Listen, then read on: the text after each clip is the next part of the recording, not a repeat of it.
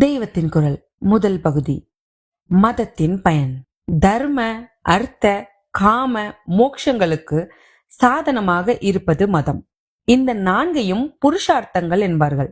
தர்மம் என்பதை தமிழில் அறம் என்பார்கள். அர்த்தம் என்பதை பொருள் என்று சொல்லுவார்கள்.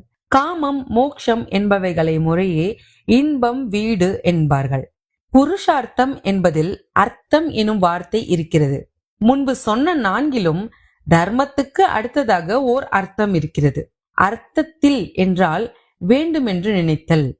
புருஷன் அதாவது மனிதர்களாக பிறந்தவர்கள் தமக்கு வேண்டுமென்று எவைகளை நினைக்கிறார்களோ அவைகள்தான் புருஷார்த்தங்கள். எதை மனிதன் வேண்டுமென்று நினைக்கிறான்? பொதுவாக நாம் உள்ள பக்குவ குறைவான நிலையில் பணமும் பொருளும் தான் வேண்டுமென்று நினைப்பதால் இதற்கே அர்த்தம் என்ற பெயர் வந்துவிட்டது. பொருளாதார நூலை அர்த்த சாஸ்திரம் என்கிறோம். ஆனால் நம் ஆச்சாரியர்களோ இந்த அர்த்தம்தான் பெரிய அனர்த்தம் என்று பஜகோவிந்தத்தில் சொல்லிவிட்டார். ஏனென்றால் ரொம்பவும் தற்காலிகமான நிறைவை, அல்பாயுசான சந்தோஷத்தை மட்டும் இந்த பொருளானது நமக்கு கொடுத்து சாஸ்வத நிறைவான மோட்சத்தை பறித்து விடுகிறது என்பதால் அப்படி சொன்னார். உண்மையில் எப்போதும் குறைவில்லாமல் சந்தோஷமாக இருக்க வேண்டும் என்றுதான் மனிதன் நினைக்கிறான். சந்தோஷம் என்பது இரண்டு விதம். கொஞ்ச நாழிகை இருப்பது ஒரு விதம், எப்போதும் குறையாமல் இருப்பது மற்றொரு வகை.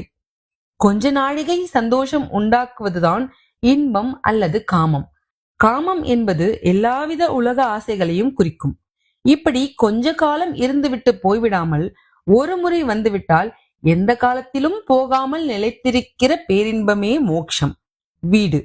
அந்த பேரின்பத்தின் பெருமை தெரியாததால் தான் காமம் என்ற சிற்றின்பம் வேண்டுமென்று மனிதர்கள் நினைக்கிறார்கள். ஆகவே நாம் உண்மையில் வேண்டுமென்று நினைக்க வேண்டியது நான்காவதாகிய வீடு. இப்போது நடைமுறையில் வேண்டுமென்பதோ மூன்றாவதாகிய இன்பம். நாம் விருந்து சாப்பிடுவதனால் ஆனந்தம் உண்டாகிறது, அது ஒரு இன்பம். ஹைகோர்ட் ஜட்ஜாக இருந்தால் அதுவும் ஒரு வகை இன்பம். நமக்கு நல்வரவு பத்திரம், வெல்கம் அட்ரஸ் வாசித்து கொடுத்தால் ஒரு ஆனந்தம், அதுவும் இன்பம்தான். இந்த இன்பங்கள் சாஸ்வதமல்ல. இந்த சில்லறை இன்பத்தை எதனால் சம்பாதிக்கிறோமோ அது பொருள். அது தானியமாக இருக்கலாம், பணமாக இருக்கலாம், வீடாக இருக்கலாம், மனிதர்களாக இருக்கலாம். பொருளே இன்பத்துக்கு சாதனம்.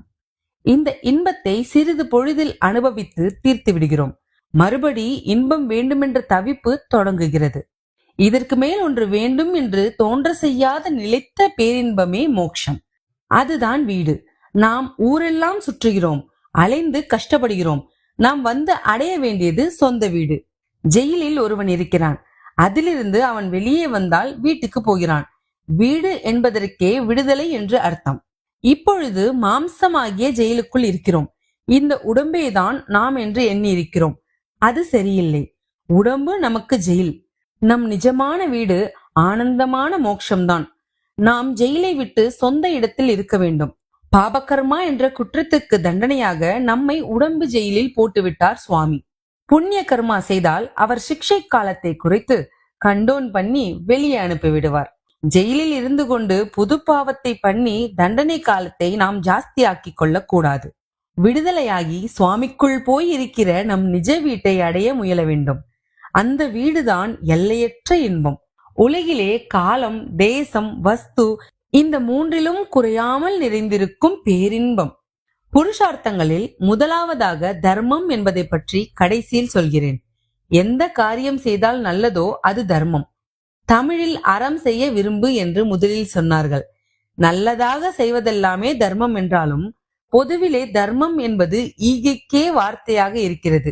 தர்மம் போடப்பா தர்மத்தாயே என்றுதான் பிச்சைக்காரர்கள் யாசிக்கிறார்கள். தான தர்மம் என்று சேர்ந்தே சொல்கிறோம். தமிழிலும் தான சாசனங்களை அறக்கட்டளை என்றே சொல்கிறார்கள். இப்படி பார்த்தால் நம் பொருளை, அர்த்தத்தை இன்னொருத்தருக்கு கொடுப்பது தர்மம். ஆனால் இப்படி கொடுப்பதற்கு வேண்டிய பொருள் நமக்கு எப்படி கிடைக்கும்? முன்ஜென்மத்தில் நாம் அர்த்தத்தை, பொருளை மற்றவருக்கு கொடுத்து தர்மம் செய்திருந்தால்தான் அது மறு ஜென்மத்தில் குட்டி போட்டுக்கொண்டு நமக்கு கிடைக்கும். தர்மத்தினுடைய பிரயோஜனமே பொருள். இன்பத்துக்கு பொருள் சாதனமாக இருப்பது போல் பொருளுக்கு தர்மம் சாதனமாக இருக்கிறது. ஈகை மட்டுமல்ல, எவ்விதமான தர்மம் செய்தாலும் அதாவது பிறருக்கு என்ன நல்லது செய்தாலும் பலனாக பொருள் கிடைக்கும். நாம் செய்யும் தர்மத்தை இதனால் எனக்கு பொருள் வேண்டாம், ஈஸ்வரன் நினைத்ததை கொடுக்கட்டும் என்று பலன் எதிர்பாராமல் அர்ப்பணம் பண்ணிவிட்டால் அப்போது நம்மிடத்தில் உள்ள அழுக்கு போய் பேரின்பம் கிடைக்கும். பொருளை தரும் தர்மமே அப்பொழுது பரம்பொருளை தரும் வீட்டுக்கு சாதனமாகிவிடும். இப்படி தர்மமானது பொருளுக்கு சாதனமாகவும் அதன் மூலம் இன்பத்துக்கு சாதனமாகவும் பற்றின்றி நிஷ்காமியமாக செய்யப்பட்டால் வீட்டுக்கு சாதனமாகவும் ஆகிறது. தர்மம் செய்தால் பிரதியாக பொருள் கிடைக்கிறது. அந்த பொருளை கொண்டே மறுபடியும் தர்மம் செய்யலாம். இப்போது அர்த்தமே தர்மம் செய்ய சாதனமாக இருக்கிறது. இன்பம் ஒன்றுதான் தன்னாலும் நிறைவுபடுவதில்லை, பிறவற்றுக்கும் சாதனமாக இருப்பதில்லை. கொதிக்கின்ற மணலில் விட்ட ஜலம் உடனே சுவரி போவது போல் இன்பம் என்பது தன்னாலும் நிறைவின்றி வேறெதற்கும் சாதனமாகவும் இன்றி தர்ம சிந்தனை, பொருள், மோக்ஷம் எல்லாவற்றையும் நாசம் பண்ணிவிட்டு தானும் நசித்து போகிறது. ஆனாலும் இந்த இன்பத்தை இப்போதே விட்டு விடுவோம் என்றால் முடிய மாட்டேன் என்கிறது. அதை அடியோடு விடாமல் கொஞ்சம் கொஞ்சமாக கட்டுப்படுத்தி தரவும் பிறகு படிப்படியாக இந்த சிற்றின்பத்திலிருந்து பேரின்பத்திற்கு அழைத்து செல்லவுமே மதம் என்பது ஏற்பட்டிருக்கிறது.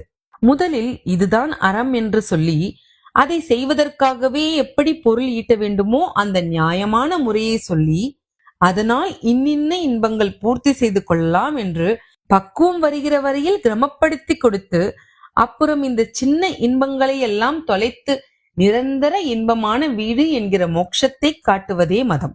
பந்தத்திலிருந்து விடுதலை பெற்று ஆன்மா பூர்ண சுதந்திரத்துடன் எந்நாளும் ஆனந்தமாக இருக்கிற நிலையே மோட்சம். இதை நமக்கு கிட்ட செய்வதற்கே மதம் என்பது ஏற்பட்டிருக்கிறது. மனுஷர்கள் இப்போது சாஸ்வதமான சுகத்தை பெறவில்லை என்று நிச்சயமாக தெரிகிறது. இவர்களை அப்படிப்பட்ட சுகத்தில் சேர்க்கவே எல்லா மதங்களும் தோன்றியிருக்கின்றன. இந்த சாஸ்வத சௌக்கிய நிலைக்குதான் மோட்சம் என்று பெயர். இந்திரியங்களால் பெறும் அர்த்த சௌக்கியத்தை தேடி போகிறதை தொலைத்தால்தான் சாஸ்வத சௌக்கியம் கிடைக்கும்.